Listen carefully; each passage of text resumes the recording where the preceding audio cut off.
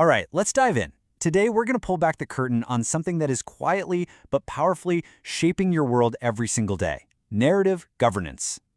You see this question and you probably think the algorithm, right? But it's so much deeper than that. Because behind every single algorithm, there's a person or a team writing the rules. So the real question, the one we need to be asking, is who gets to write the rules for our reality? And that's exactly what we're going to explore. Okay, so here's the big idea you need to get right from the start. We've seen this massive shift. For centuries, power was all about controlling what people do. Passing laws, enforcing rules. But today, the real power, the most effective power, is about shaping the stories that control what we all believe is real. It's a game that's moved from controlling our actions to controlling our perception itself. And this is where it gets really interesting. Every modern country, whether it's a democracy or not, is wrestling with the exact same problem. People aren't just getting their sense of meaning from church or community or national leaders anymore. No, they're finding it in their media feeds, shaped by algorithms they don't understand.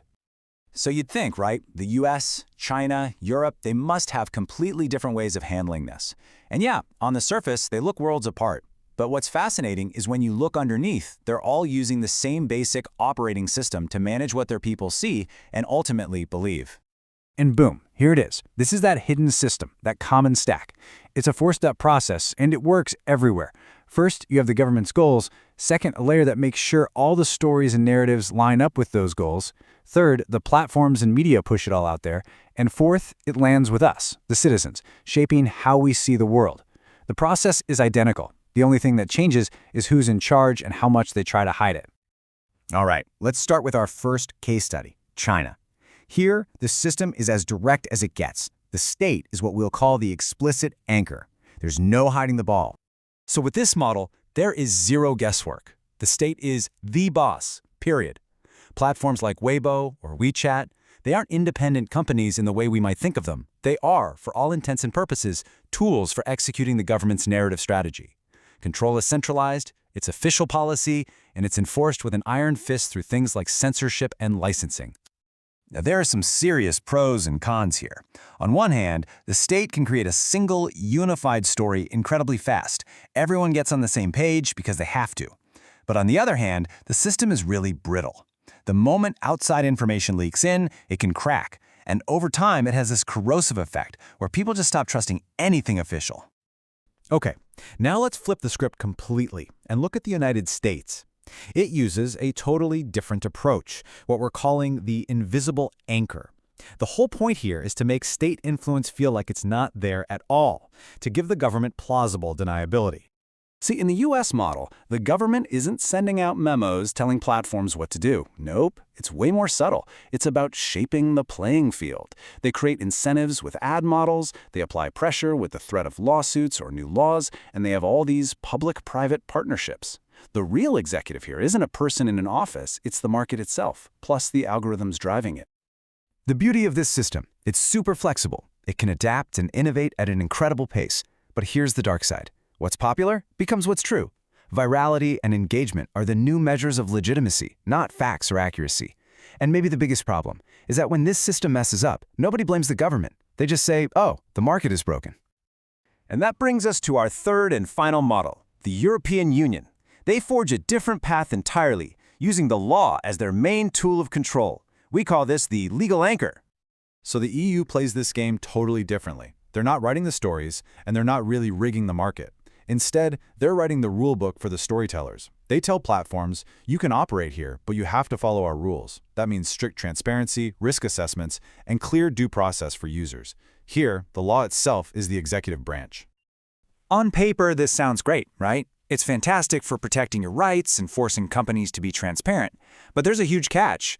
Law moves at a snail's pace, and algorithms move at the speed of light. By the time the EU passes a new regulation, the tech has already leaped 5 steps ahead.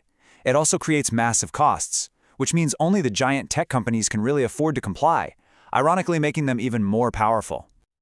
Okay, so let's recap. We've got direct state control, indirect market control, and procedural legal control. 3 totally different playbooks. But when you put them all on the table together, side by side, something really surprising and honestly a little worrying starts to emerge. Just look at this. This chart lays it all out so clearly. You can see the different executive anchors, the state, the market, the law. You see how visible that control is. Super high in China, super low in the US. But the really critical part is this last row, the primary way each one is set up to fail.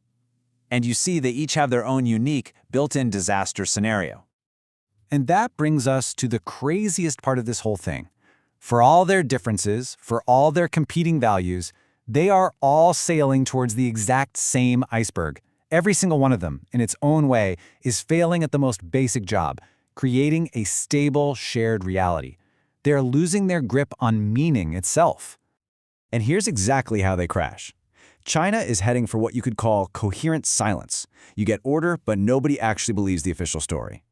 The US is facing a chaotic legitimacy collapse. You get tons of passionate belief, but it tears apart any sense of shared order. And the EU? It could end up in procedural paralysis, where rights are so well protected that the system becomes frozen, unable to actually control any narrative at all.